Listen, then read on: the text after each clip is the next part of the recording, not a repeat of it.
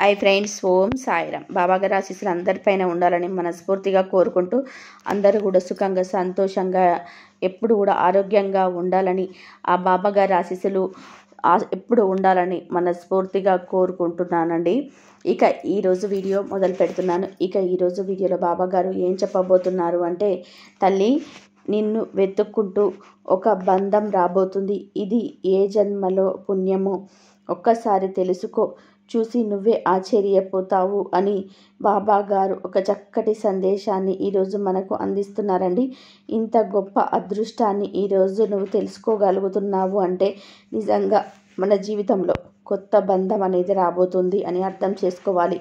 అంతేకాదు, ఈ తల్లి తండ్రి అయితే తన బిడ్డ కోసం, తన బిడ్డల భవిష్యత్తు బాగుండాలని ఎదురు చూస్తుందో, ఒక మంచి సంబంధం దక్కి ఆ బిడ్డకు ఒక మంచి భవిష్యత్తు ఇవ్వాలని ఏ తండ్రి అయితే ఆరాట పడుతున్నాడో, అలాంటి వారికి బాబాగారు అందిస్తున్న గొప్ప సందేశం ఈ చిన్న కథ ద్వారా ఎవరైతే తెలుసుకోగలుగుతారో అలాంటి వారి బిడ్డల భవిష్యత్తు తప్పకుండా బాగుపడుతుంది అని బాబాగారు చెప్తున్నారండి. ఇక ఆలస్యం చేయకుండా వెంటనే ఆ కథ విందాం. ఒక గ్రామంలో ఒక మునీంద్ర అనే ఒక పేద రైతు ఉండేవాడు. అతనికి ఒక్కగానొక కూతురు సీత. ఒకరోజు మునీంద్ర భార్య కామాక్షి తమ భర్తతో ఇలా అంటుంది, ఏమయ్యా, అమ్మాయి పెళ్లి వయసుకు వచ్చింది. ఒక మంచి సంబంధం చూసి పెళ్లి చేయాలనే ఆలోచన ఉందా లేదా? ఏమిటి కామాక్షి అలా మాట్లాడతావు? మనకున్నది ఒక్కగానొక కూతురు, దానికి పెళ్లి చేయాలన్న ఆలోచన నాకు కూడా ఉంటుంది కదా. కానీ పెళ్లి ఖర్చులు తలుచుకుంటేనే నాకు భయం వేస్తుంది. చేతిలో చిల్లి గవ్వలేదు. ఎవరినైనా అప్పు అడుగుదాము అంటే ఎవరు అప్పు ఇవ్వడానికి ముందుకు రావడం లేదు.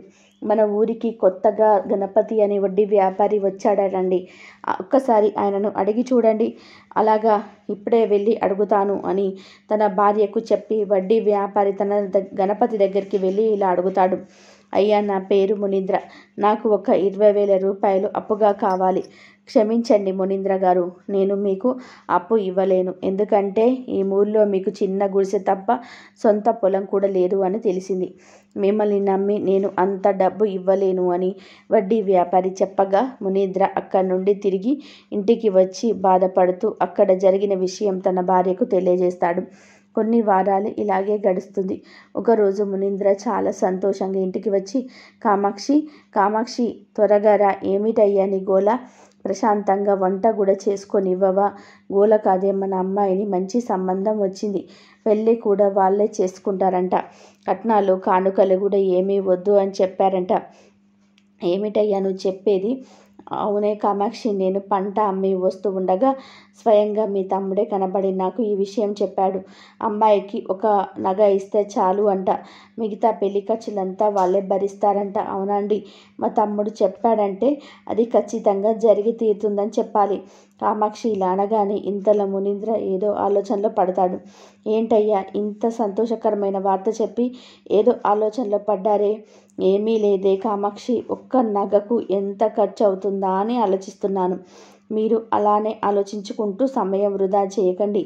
ఇలాంటి సంబంధం మళ్ళీ రాదు.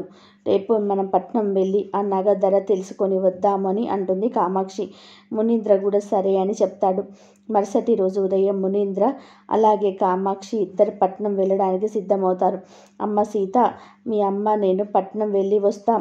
అంతవరకు నువ్వు ఇంట్లోనే జాగ్రత్తగా ఉండు తల్లి. అలా కూతురికి జాగ్రత్తలు చెప్పి భార్యాభర్తలు ఇద్దరు పట్టణానికి బయలుదేరుతారు. చాలా దూరం నడిచిన తర్వాత మధ్యాహ్నానికి పట్టణంలో ఉన్న నగల కొట్టుకు చేరుకుంటారు. అయ్యా, ఈ కొట్టులోని అన్నిటికంటే చౌకైన నగలు చూపించండి అని మునీంద్ర అడగగా ఆ కొట్టు యజమాని ఒక ఆభరణం చూపించి, ఈ కొట్టులోని అతి చౌకమైన నగ అంటే ఇదేనయ్యా. ఈ నగ ధర ఎంత అని అడిగితే కేవలం 10,000నండి, ఇవ్వమంటారా అని అంటాడు అతడు. అప్పుడు కామాక్షి ఇలా అంటుంది, ఏమిటి 10,000 రూపాయల? ఎందుకమ్మా అలా ఆశ్చర్యపోతున్నారు? ఆ పక్క వరుసలో ఉన్న ఒక్కొక్క నగకి 20,000 ఖర్చు అవుతుంది. ఆ కొట్టు యజమాని ఇలా అనగానే అప్పుడు మునీంద్ర ఇలా అంటాడు, అయ్యా, మా దగ్గర ఇప్పుడు అంత డబ్బు తేలేదు, కానీ మేము డబ్బు సర్దుబాటు చేసుకొని వస్తాము అని చెప్పి భార్యాభర్తలు ఇద్దరు తిరిగి తమ ఊరికి బయలుదేరుతారు. దారి మధ్యలో కామాక్షి ఇలా అంటుంది, ఏమిటయ్యా, ఒక నగ 10,000 రూపాయలు అంటున్నాడు. అంత డబ్బు ఎక్కడి నుండి మనం తీసుకురాగలుగుతాము? అవునే కామాక్షి, నాకు కూడా అదే అర్థం కావటం లేదు. నా దగ్గర పంట అమ్మిన డబ్బు 10,000 రూపాయలు తప్ప ఇంకేమీ లేవు. పోనీ ఆ తమ్ముణ్ణి సహాయం అడుగుదామా అని అంటుంది. వద్దు, ఇప్పటికే వాడి దగ్గర 5,000 తీసుకున్నాం అప్పుగా, ఇంకా తీసుకోవడం బాగోదు. అయినా అంత డబ్బు మీ తమ్ముడి దగ్గర ఎక్కడి నుండి తేగలడు? ఇప్పుడు ఎలాగండి? ఆ పైవాడు ఎలా రాసి పెట్టుంటే అలా జరుగుతుంది అని అంటాడు మునీంద్ర. ఇలా మాట్లాడుకుంటూ భార్యాభర్తలిద్దరు కొంచెం ముందుకు సాగుతారు. అదే సమయంలో ఉరుముల మెరుపులతో పెద్దగా వర్షం కురుస్తుంది. వెంటనే వారిద్దరూ కొంచెం దూరంలో ఉన్న గుహ లోపలికి వెళ్తారు. ఏమిటే ఇది, ఉన్నట్టుండి ఇంత పెద్ద వర్షం కురుస్తుంది? అవునయ్యా, ఆ వర్షం ఇప్పుడవుతుందో ఏమిటో అని చెప్పి ఇంకొంచెం గుహ లోపలికి వెళ్తుంది కామాక్షి. అక్కడ ఒక పెద్ద సంచి కనబడుతుంది. విప్పి చూడగా అందులో బంగారు ఆభరణాలు కనిపిస్తాయి. ఏమయ్యో, ఇలారా, ఇక్కడ బంగారు నగలు కనబడుతున్నాయి. మన కష్టం చూసి ఆ దేవుడే ఈ నగల్ని మన వంతుకు పంపాడేమో. ఇక్కడ మనకి ఏమీ చింత అవసరం లేదు. మనకు కూతురు పెళ్ళికి చాలా ఘనంగా చేయవచ్చయ్యా అని చెప్తూ సంతోషపడుతుంది కామాక్షి. కానీ మునీంద్ర మాత్రం ఏమీ మాట్లాడకుండా మౌనంగా ఉంటాడు. ఏమయ్యా, ఎందుకలా మౌనంగా ఉన్నారు? ఎవరు రాకముందే ఆ సంచి తీసుకొని మన ఇంటికి వెళ్దాం పదా. ఏమిటిది కామాక్షి? నీకు తెలుసు కదా పరుల సొమ్ము నేను ముట్టుకోనని. అయినా అది చూస్తూ ఉంటే, ఆ సంచిని చూస్తుంటే ఏ దొంగో ఇక్కడ దాచిపెట్టాడనిపిస్తుంది. ఎవరు దాచిపెడితే మనకెందుకయ్యా? ఇప్పుడు మనకు మన కూతురు పెళ్లి చేయడం ముఖ్యం అని ఈ నగలతోటే సాధ్యమవుతుంది. ఇక మీరు మాట్లాడకుండా ఆ సంచిని తీసుకురండి. చూడు కామాక్షి, నా గురించి తెలిసి కూడా నువ్వు ఇలా మాట్లాడడం నాకు ఏమాత్రం నచ్చలేదు. అయ్యో, మీకు ఎలా చెప్తే అర్థమవుతుందండి? ఈ సంచిని మన కష్టాల్లో ఆ భగవంతుడు చూసి మనకు అందించాడు అనుకుంటున్నాను. మీకు ఎలా చెప్తే అర్థమవుతుంది?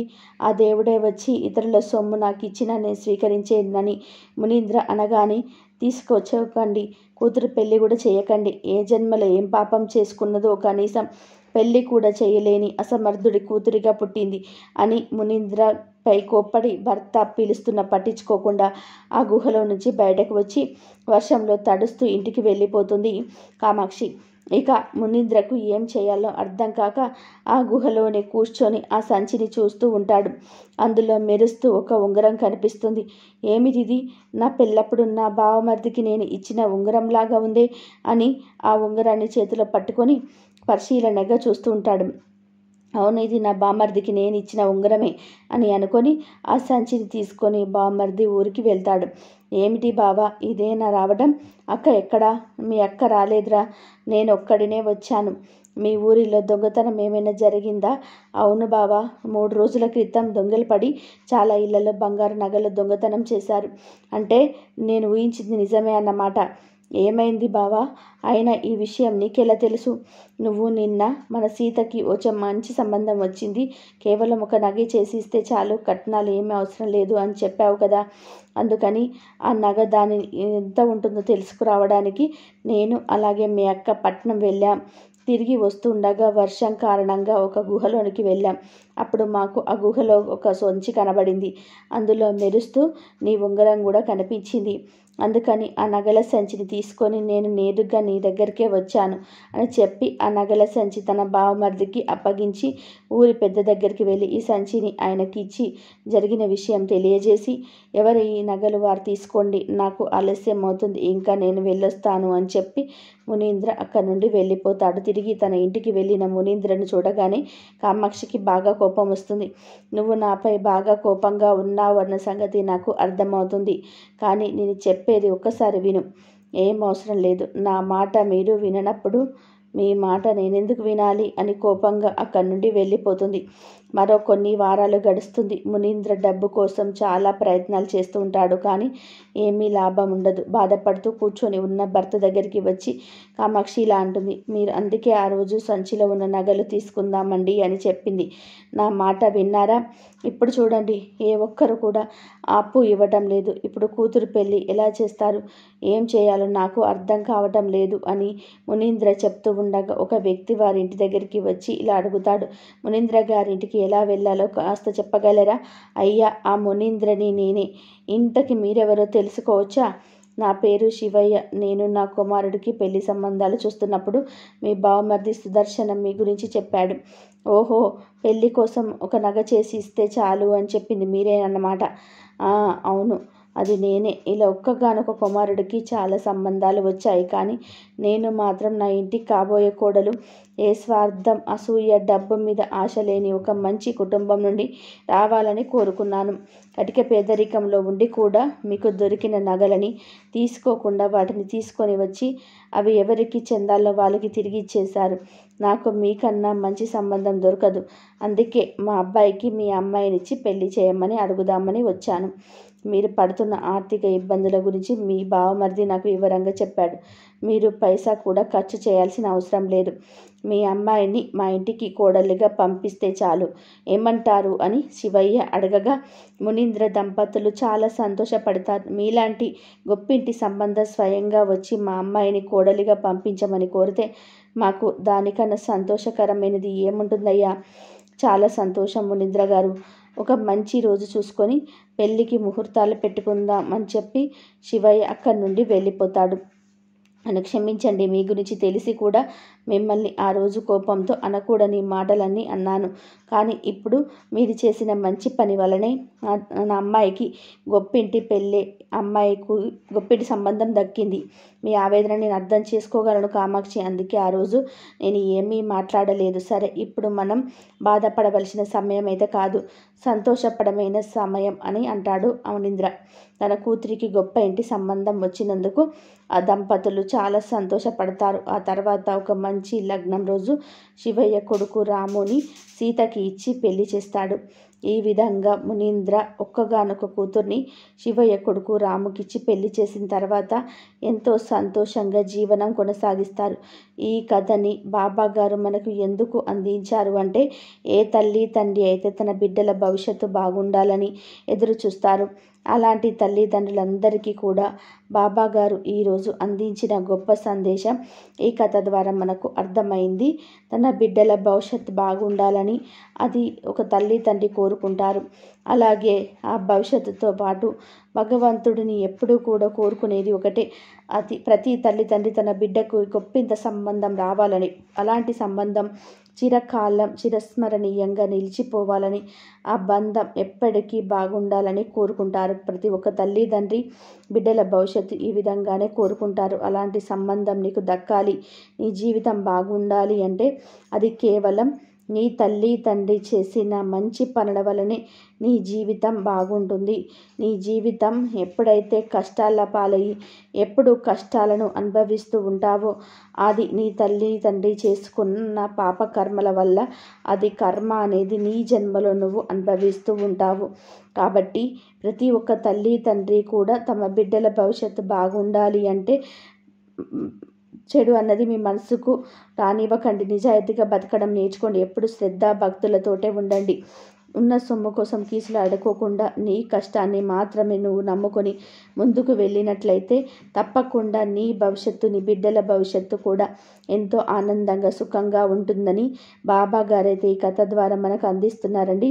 ఈ కథ నచ్చిన వారందరూ కూడా శ్రద్ధ సబూరి అని కామెంట్ చేయండి. అలాగే ఈ వీడియోను అందరికీ కూడా అందేలాగా షేర్ చేయండి, లైక్ చేయండి. ఇంకా ఎవరైనా కొత్తగా మన ఛానల్ని చూస్తున్నట్లయితే దయచేసి సబ్స్క్రైబ్ చేసుకొని సపోర్ట్ చేయండి ఫ్రెండ్స్.